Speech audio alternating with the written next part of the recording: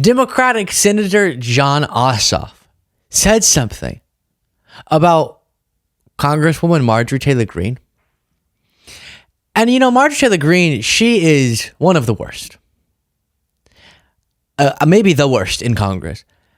And so what you're about to hear scared the bejesus out of me. Is that the word? And you'll know why. I want to discuss what he says, the prospect of it, and then get into the morality of what I think could be going on. You'll see what I mean. I don't need to do it. You don't need to be teased that much. Here's Jon Ossoff on MSNBC, and he brings up MTG. The host does, but then he says something about her. Georgia, can I just begin with the possibility of you running against Marjorie Taylor Greene if Donald Trump gets his way 2 years from now? It seems like would she have any struggle getting the Republican nomination in Georgia? Well, former President Trump has said that he would, quote, fight like hell for Marjorie Taylor Greene if she runs for Senate. If she wants it. She would have his support. And I guess, I know a lot of folks are wringing their hands trying to figure out what to do to make sense of the election. I'll just get right to it since you raised Marjorie Taylor Greene. America, if you believe that Marjorie Taylor Greene should never be a United States Senator, it's electjon.com, electjon.com. Marjorie Taylor Greene in the U.S. Senate would be a disaster for the country. Oh, by the way, I meant to say earlier, if you appreciate the show, please do click the subscribe button. What? Are we talking about, is that a thing? I looked it up. It doesn't look like there's any prominent reporting about her considering that. But I'm sure she is. And I do remember that Trump at a rally or something said that. And I really love Jon Ossoff. He's running ads to this effect.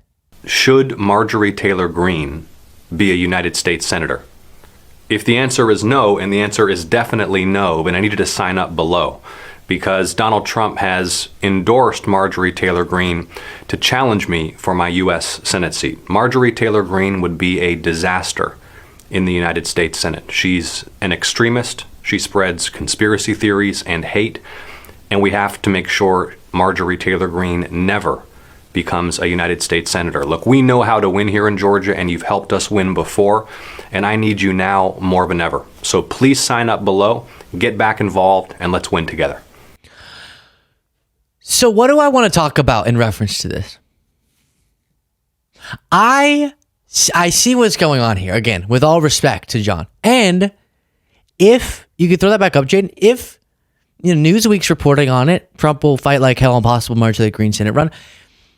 If the reason Trump blurted that out was because internally that's a discussion, then I get why Jon Ossoff wants as much of a on-ramp to that to work to make sure that the second she officially gets in, he's able to have an effective campaign against her, because it would be horrific for her to become a U.S. Senator.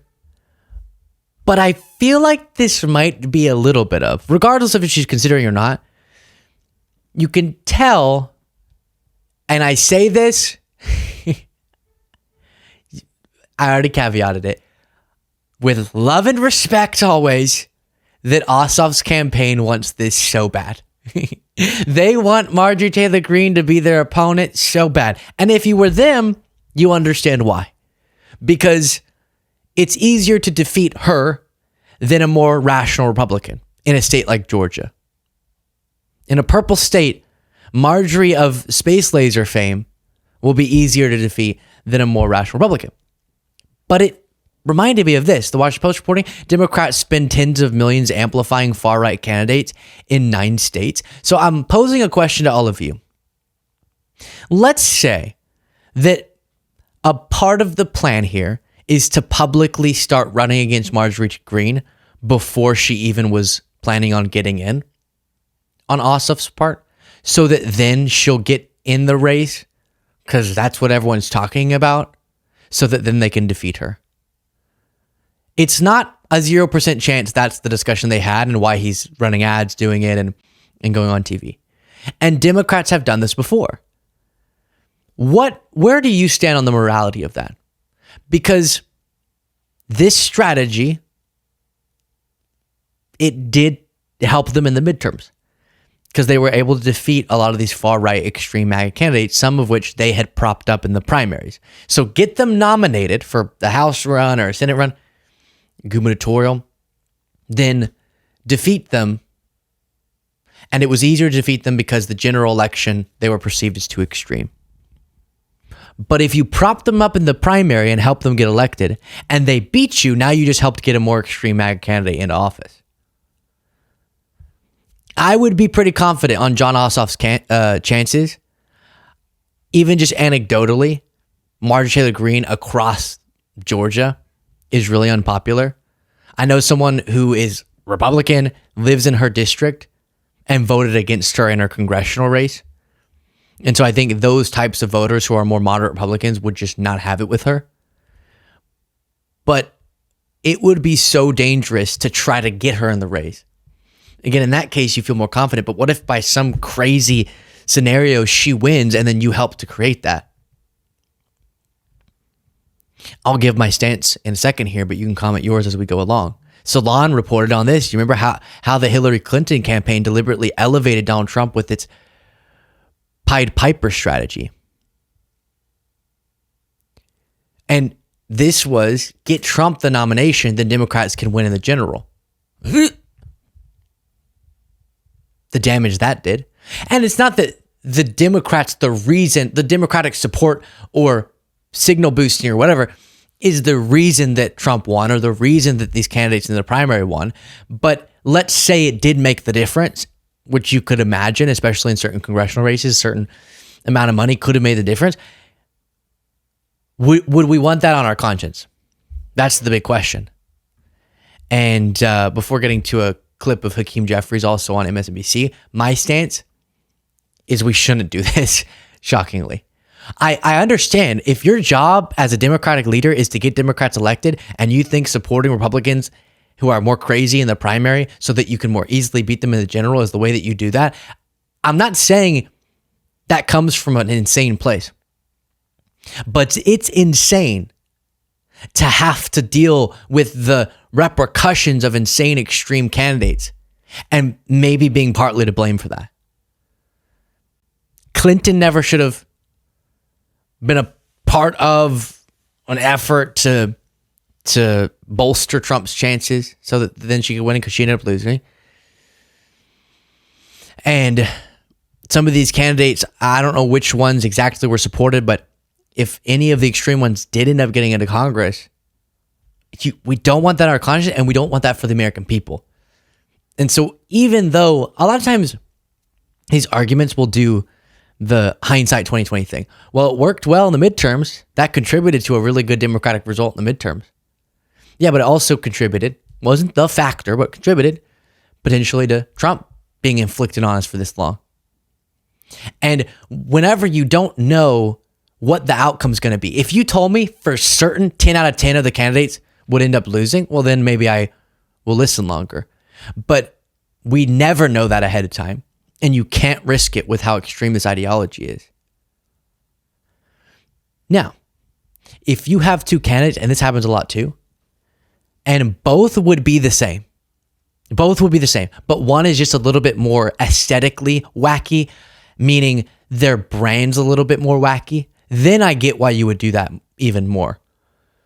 But if one's really more dangerous, you can't mess with that morally, is my stance. You can let me know if you disagree. And I'm getting a little bit of a whiff of the Ossoff side thinking, it wouldn't be too shabby if we spoke out into existence a bunch of times, Marjorie being our opponent, and that convinced her to get in.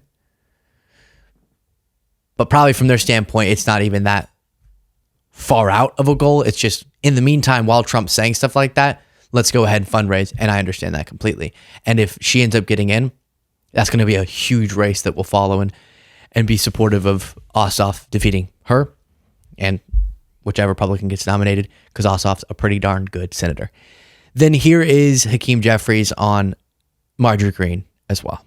do that, you are going to need to find a couple of Republicans who are willing to come and vote with you, right? It's a very narrow majority, but it's still a majority. So are you recommending, by the way, your members to join the House equivalent of this committee that they want to create? It's not really a real committee. But well, we'll have that internal discussion. Yeah. But as I understand it, the person charged with executing this vision is Marjorie Taylor Greene. Are you kidding me?